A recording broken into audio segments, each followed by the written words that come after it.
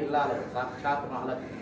ఆ తల్లి ఆ ఇల్లాల ఇంట్లో నడియాడితేనే ఆయన గౌరవం, ఆయన విలువ. లేకపోతే ఇల్లు అరణ్యం ఆయన ముక్కు ఉండదు. ఇదే అర్థాలు ఇస్తుంది. అదే దుర్గా మల్లేశ్వర పూజ అంటే.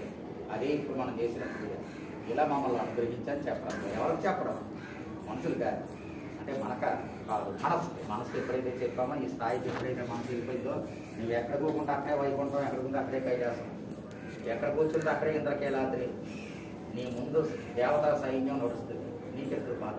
నీ ఇంద్రియాలను, నీ శరీరాన్ని, నీ మనసుని కాపాడుకునేటటువంటి దేవతలను ఎంత ఉండగా హాయిగా దీవించి బయట భోగభాగ్యాలన్నీ విడిచిపెట్టే మనస నీ వెంట రావు. నువ్వు చేసుకున్న దానం, ధర్మం, నువ్వు చేసుకున్న పుణ్యం, నువ్వు చేసిన ఇతరులకు చేసిన సహకారం, ఇవన్నీ కూడా నీకు అక్షయ పాత్రలా నిలుస్తాయి. ఏ జన్మైనా రాని. అన్నానికి నీటికి లోటు రాదు, సదుపాయాలకి లోటు రాదు.